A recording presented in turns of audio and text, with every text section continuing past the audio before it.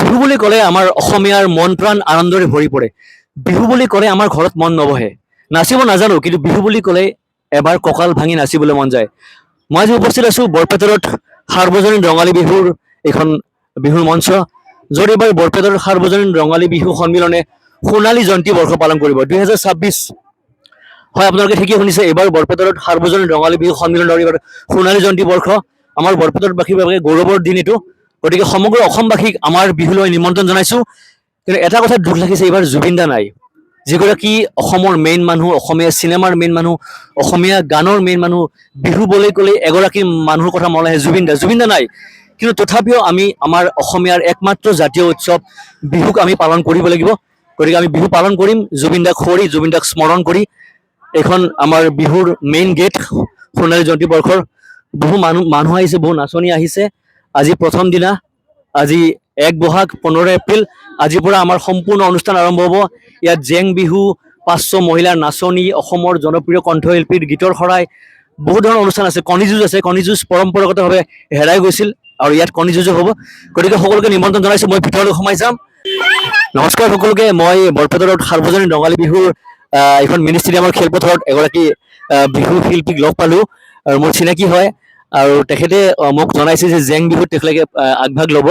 আৰু জেং বিহু সঁচাকে মই নিজে জেং বিহু কেতিয়াও লাইভ চোৱা নাছিলো। মই অসমীয়া হয়, লাজৰ কথা, কিন্তু আজি লাইভ মই জেং বিহু চাম।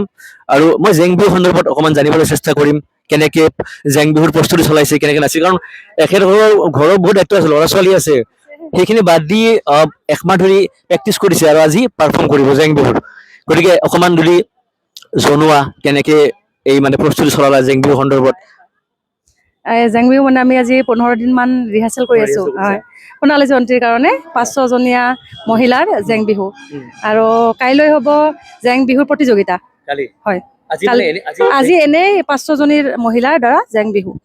হয়, আৰু নাচনী বিহু আছে, এই ছোৱালীৰ বিহু আছে, 300 জনী মানৰ আছে তেওঁলোকৰো। এইবাৰ চাগে প্ৰথম নাচিবা ন? বিয়াৰ পিছত প্ৰথম। বিয়াৰ আগত নাচিছিল, কাৰণ প্ৰত্যেকজন ছোৱালীয়ে মানে বিয়াৰ পিছত সংসাৰ আহে, দায়িত্ব আহে, কিন্তু মনত এটা বিহু, মানে অসমীয়াৰ বিহু আহিলে ঘৰত বহি থাকিব মন নাযায়।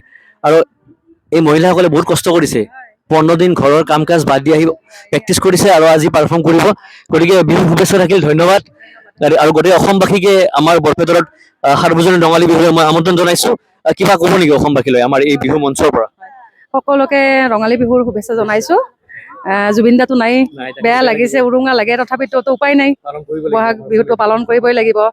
সকলোৱে আহিব আমাৰ সোণালী জয়ন্তীৰ বৰ্ষলৈ, এইবাৰ সাৰ্বজনীন ৰঙালী বিহু বৰপেটালৈ আহিব সকলোকে শুভেচ্ছা। ধন্যবাদ। সকলোকে নিমন্ত্ৰণ জনাইছে বৰপেটাত সাৰ্বজনীন ৰঙালী বিহুৰ সোণালী জয়ন্তী বৰ্ষলৈ।